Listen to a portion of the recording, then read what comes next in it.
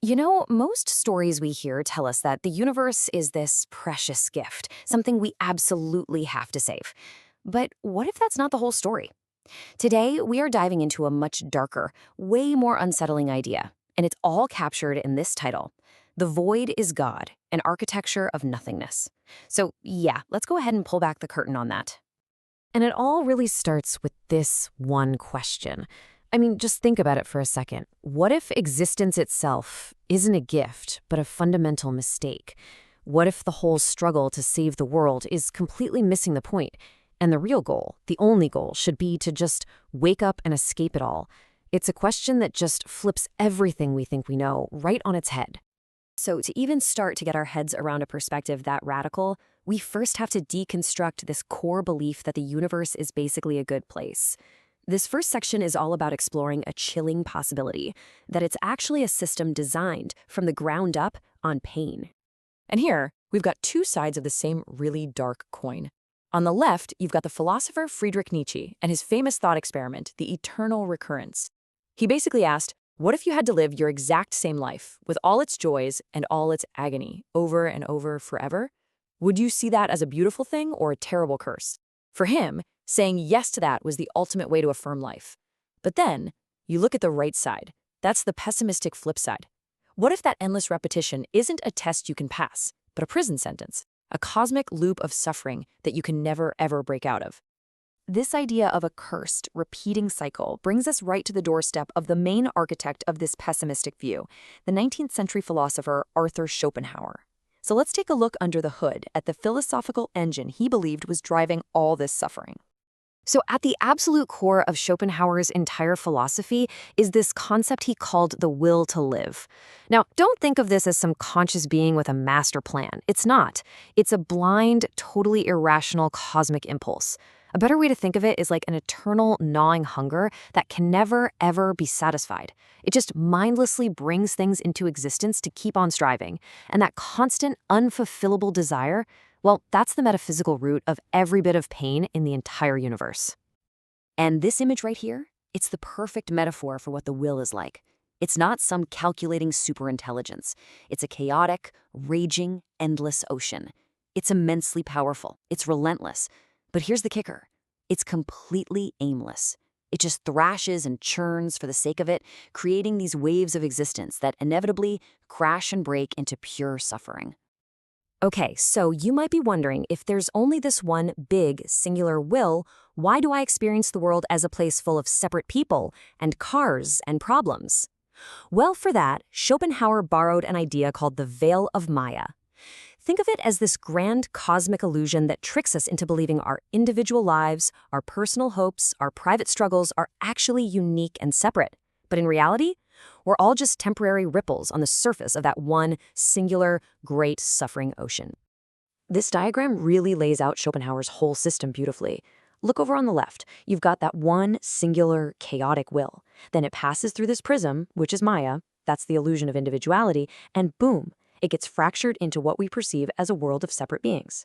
And what's the inevitable result of that? What happens when you have billions of little me's all running around? You get egoism, conflict, and a whole lot of suffering.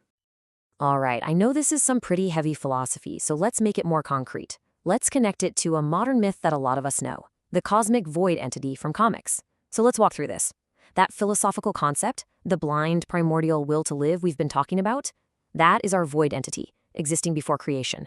And the veil of Maya, that big illusion, in our story, that's the entire DC multiverse, with its endless repeating cycles of heroes and villains fighting the same fights. And finally, Schopenhauer's solution, ending suffering by returning everything to nothingness? Well, that is the void's exact mission. It's a perfect act of Schopenhauerian resignation. But here's the thing, this engine of pain, it doesn't operate in a nice, neat little box. To really grasp the horror of it all, we have to zoom out and consider the sheer scale of the cosmos it powers. We have to talk about cosmic indifference. Just let that question sink in for a second. This gets to the absolute core of what we call Lovecraftian horror. The ultimate terror isn't a universe that hates you and wants you gone. No, it's a universe that is so vast, so utterly, completely indifferent to you, that your entire existence doesn't even register as a blip. You're not even a footnote. See, the real horror here is psychological. It's that dizzying, gut-wrenching feeling of vertigo you get when you truly realize your own cosmic irrelevance. Our entire reality, the whole multiverse we see in these stories, it's described as just a fragile membrane stretched paper thin over this maddening truth. And this is the truth that the void personifies. It isn't a villain in the way we usually think of one. It's the living embodiment of this crushing cosmic indifference. And this brings us to a really crucial distinction we have to make. We can't think of the void as a figure, like, say, Satan. Satan is a character inside the story of creation. He operates on that moral axis of good versus evil. The void? It's on a whole different level. It is ontologically prior to creation. It was there before the concepts of good and evil were even possible. It's not acting against morality. It exists completely outside of it. And this idea connects, surprisingly enough, directly to the very first lines of Genesis in the Hebrew Bible. Before God creates anything, reality is described as tohu wa bohu, which translates to formless and void. Now, this wasn't an evil place. It was just a state of pure, chaotic, undifferentiated potential. It was the raw stuff of reality before any order was imposed on it. The void entity is a personification of this primordial state, the raw chaos that came before everything. So this table really brings it all together beautifully. From Schopenhauer, the void gets its motivation. It's a blind force, and its very existence creates suffering. From Lovecraft, it gets its sheer scale. It's a vast, uncaring cosmic principle that's beyond our understanding.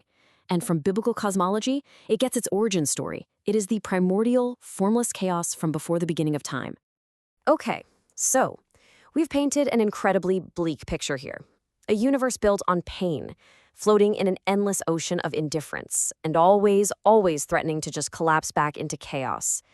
Faced with all of that, what on earth is the point of being a hero? Let's just state the grim reality one more time clearly. The universe is an engine of pain. It is adrift in an indifferent cosmos, and it's constantly at risk of collapsing into nothingness. So, yeah, victory in any kind of permanent sense seems completely impossible. So, in a universe that's this broken, heroism has to mean something different. It can't just be about winning. Instead, it becomes this two-step process. Step one is a pure act of rebellion. It's looking straight into the void, into all that nothingness, and consciously rejecting its premise that life is only suffering. And step two, that's an existential choice. It's the defiant, maybe even illogical decision to create meaning, to forge compassion and order in a cosmos that is inherently meaningless. And that right there, that's the ultimate takeaway. A hero's victory might be temporary. Heck, it might be completely futile on a cosmic scale. But that's not the point. The conscious choice to fight, to protect, to create value in the face of a meaningless void, that is a generative act. It literally creates meaning where there was none before. It is a profound, defiant shout that forges value against the deafening silence of the cosmos. Which leaves us with one final haunting question to chew on. We spend our entire lives striving, right? We're all driven by this relentless will to exist. But if that very striving is the source of all our pain, does true freedom, true liberation, sometimes require the unbelievable courage to just let it all go? To surrender the very will that makes us who we are?